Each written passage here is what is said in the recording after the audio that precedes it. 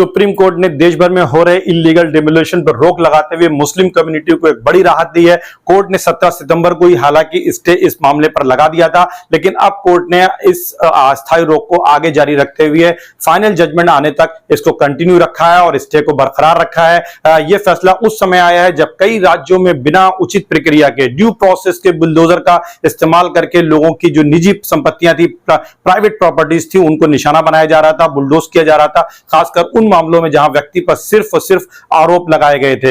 Court ने साफ शब्दों में अब कहा है कि किसी को आरोपी या कन्विक्ट होने के आधार पर उसकी संपत्ति को बुलडोज नहीं किया जा सकता है। बहुत इंपॉर्टेंट बात कोर्ट कह रहा है। कोर्ट ने यह भी कहा है कि रेट्रीब्यूटिव डिमोलिशन को लेकर सुप्रीम कोर्ट ने कड़ी नाराजगी जताई और सभी राज्यों को आदेश दिया कि वो बुलडोजर डिमोलिशन के लिए उचित गाइडलाइन तैयार करें। भारत के सभी स्टेट्स के लिए यह गाइडलाइन तैयार करने के लिए कहा गया है, जिससे आगे कोई भी ऐसी कार्रवाई बिना उचित प्रक्रिया के ना हो। देखिए, उचित प्रक्रिया, ड्यू प्रोसेस बहुत इंपॉर्टेंट, और इसमें एक बात हम ड्यू प्रोसेस से जुड़ी हुई आपके साथ करने जा रहे हैं जो कि इंपॉर्टेंट होगी। कोर्ट ने यह भी कहा है कि हर डिमोलिशन से पहले प्रॉपर नोटिस देना अनिवार्य होगा ताकि प्रभावित व्यक्ति अपना पक्ष रखने का उसको मौका मिल सके।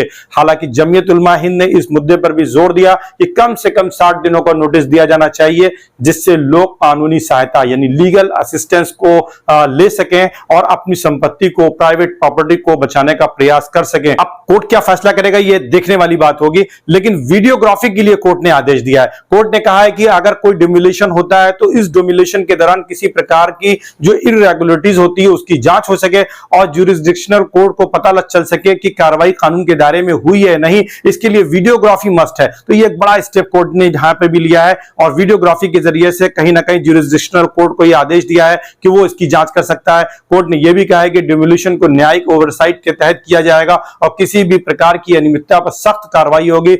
हालांकि सॉलिसिटर जनरल तुषार मेहता साहब ने यह बात कही कि कोई भी अपराध हो, चाहे वह कितना भी गंभीर क्यों ना हो, संपत्ति को बिना उचित प्रक्रिया के नष्ट करने का कारण नहीं बन सकता है। कहीं ना कहीं स्टेट का जो नजरिया है, पॉइंट ऑफ व्यू है, स्टैंड, वो बदलता हुआ इस स्टेटमेंट से नजर आता है। उन्होंने इस बात पर भी जोर दिया कि प्रॉपर नोटिस पंजीकृत डाक के जरिए भेजी जानी चाहिए, ना कि सिर्फ संपत्ति पर चिपकाई जाए। यह भी एक बहुत ही इंपॉर्टेंट उनका सजेशन है। ये कहीं ना कहीं स्टैंड में बदलाव को दिखाता है, लेकिन यहां एक्सपर्ट्स की भी कुछ राय है। वो ये कह रहे हैं कि एक इंपॉर्टेंट सजेशन है, लेकिन ये सुझाव कहीं ना कहीं एक बड़े लूप होल की वजह भी बन सकता है, जिससे कानूनी जो प्रक्रिया का पालन दिखाते हुए डिमोलिशन को तेज किया जा सकता है। क्योंकि राज्य सरकारें जो हैं या जो लोकल एडमिनिस्ट्रेशन है वो रजिस्टर्ड पोस्ट के जरिए से बुलडोजर एक्शन को लीगलिटी दे सकता है और उससे लीगलिटी मिल सकती है, क्योंकि जो पंजीकृत डाक होती है, जो रजिस्टर्ड डाक होगी, पोस्ट होगी, वो एक नोटिस होगी और वो एक वैलिड प्रोसेस माना जा सकता है, ड्यू प्रोसेस माना जा सकता है,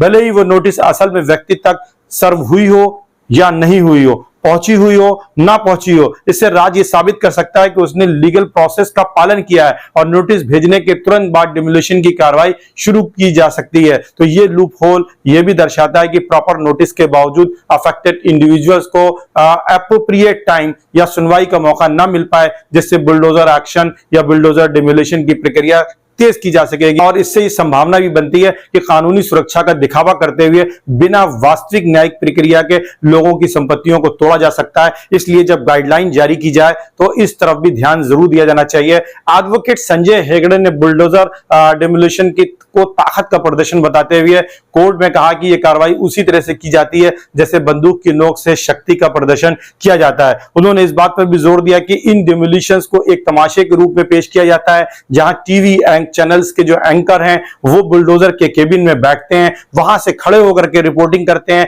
बैठ के रिपोर्टिंग करते हैं। हेगड़े साहब ने यह भी कहा कि पहले तोड़ो फिर सफाई दो वाला रवैया कानून में नहीं है। उन्होंने इस प्रक्रिया की कड़ी निंदा की और इसे कानून के विरुद्ध भी बताया। तो हेगड़े साहब का जो पूरा आर्गुमेंट रहा बहुत ही इंपॉर्टेंट रहा। साथ ही साथ एडवोकेट CU सिंह ने भी कोर्ट से बड़ी कैटेगोरिकली स्पष्ट रूप से ये बात कही कि हम म्युनिसिपल लॉ जो हैं उनके प्रॉपर यूज के खिलाफ नहीं है, लेकिन उनका दुरुपयोग भी हमें स्वीकार नहीं है। उन्होंने जोर देकर कहा कि डिमोलिशंस के पहले प्रॉपर हियरिंग होनी चाहिए, सुनवाई होनी चाहिए, व्यक्ति को मौका मिलना चाहिए कि वो अपना पक्ष रख सके, और ताकि उसके साथ किसी भी प्रकार का इलीगल बुलडोजर एक्शन की कार्रवाई ना होने पाए। सुप्रीम कोर्ट ने यह भी स्पष्ट कर दिया कि उसकी रोक और आदेश उन संपत्तियों के लिए नहीं है जो सार्वजनिक जमीनों, सड़कों और फुटपाथ पर अवैध रूप से बनाई गई हैं। यानी जस्टिस गवई ने साफ साफ कहा कि सार्वजनिक सड़कों, फुटपाथ और सड़कों पर जो इंक्रोचमेंट्स हैं उनको हटाने के मामले में कोर्ट कोई भी हस्तक्षेप नहीं करेगा, इंटरवीन नहीं करेगा, क्योंकि इन्हें डीक्लटर करना यानी इन्हें हटाया जाना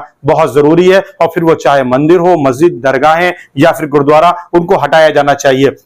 इस बीच कोर्ट ने यह भी कहा, सुझाव दिया है कि जहां जहां अवैध निर्माण है, बहुत ही इंपॉर्टेंट ये कोर्ट ने डायरेक्शन दिया है कि जहां भी डिमोलिशन से होने जा रहा है, जहां इंक्रोचमेंट है, वहां भी 10 से 15 दिन का टाइम जरूर दिया जाना चाहिए, ताकि वहां रहने वाले लोग किसी दूसरी जगह शिफ्ट हो सके। और जस्टिस विश्वनाथन ने तो यहां तक कहा कि यह एक दुखद दृश्य है, एक बहुत ही दिल दहलाने वाला दृश्य आप कह सकते हैं कि जब महिलाएं, बच्चे और बुजुर्ग सड़कों पर आ जाते हैं, भले ही वे अवैध निर्माण ही क्यों ना हो, तो इसलिए वहां पर भी 10 से 15 दिन का समय दिया जाना चाहिए। हालांकि कोर्ट ने ट्रिब्यूनल की जो मांग थी उसको, आवश्यकता को खारिज करते हुए कहा कि जुडिशियल ओवरसाइट का मतलब यह नहीं है कि एक विशेष ट्रिब्यूनल बनाया जाए या किसी रिटायर्ड जज को इस पर नजर रखनी पड़े। कोर्ट ने स्पष्ट किया कि यह काम ज्यूरिसडिक्शनल कोर्ट्स का होगा और यह काम उन्हें बखूबी अंजाम देना होगा। इसी के साथ कोर्ट ने यूएन स्पेशल रिपोर्टर यानी दूत के हस्तक्षेप से भी मना कर दिया।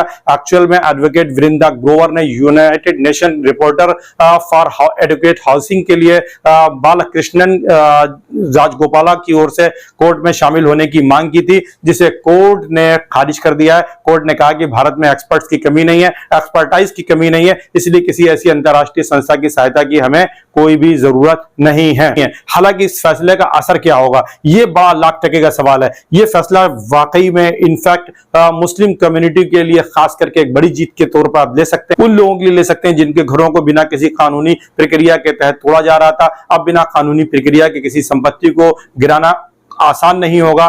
कोर्ट ने साफ कहा है कि अगर कोई भी संपत्ति अवैध है तो भी डिमोलिशन से पहले समय दिया जाएगा, ताकि लोग वैकल्पिक व्यवस्था यानी अल्टरनेटिव अरेंजमेंट कर सकें। कोर्ट का यह फैसला राजनीतिक स्तर पर भी बड़ा मैसेज देता है, क्योंकि बुलडोजर डिमोलिशन को अक्सर चुनावी मुद्दे के रूप में पेश किया जाता रहा है। हालांकि अब ऐसा करना थोड़ा मुश्किल हो जाएगा। तो कुल मिलाकर के अगर देखा जाए आज के फैसले को, तो कोर्ट ने अभी अपना अंतिम फैसला नहीं दिया है, फाइनल जजमेंट नहीं आया, लेकिन कोर्ट ने यह बात स्पष्ट कर दी है कि सभी राज्यों को आदेश दिया है कि वो गाइडलाइंस तैयार करें, और उन गाइडलाइंस के आधार पर कोर्ट एक वाइडर स्कोप के साथ एक वर्डिक्ट अपना जो है फाइनल जजमेंट देगा। और उसमें इस बात का ध्यान रखा जाएगा कि किसी की संपत्ति को इस तरीके से डिमोलिश नहीं किया जा सकता है बिना ड्यू प्रोसेस के, और जहां इंक्रोचमेंट है भी वहां पर भी 10 से 15 दिन का समय दिया जाना चाहिए। और इसी के साथ साथ अगर कोई आरोपी है या कन्विक्टेड है तो उसकी संपत्ति को नहीं गिराया जा सकता है, उसको उसके अपराध के लिए जरूर दंडित किया जाना चाहिए। ये सारी चीजें कोर्ट की एक ऐतिहासिक कदम को दिखाती हैं कि किस तरीके से भारत का कोर्ट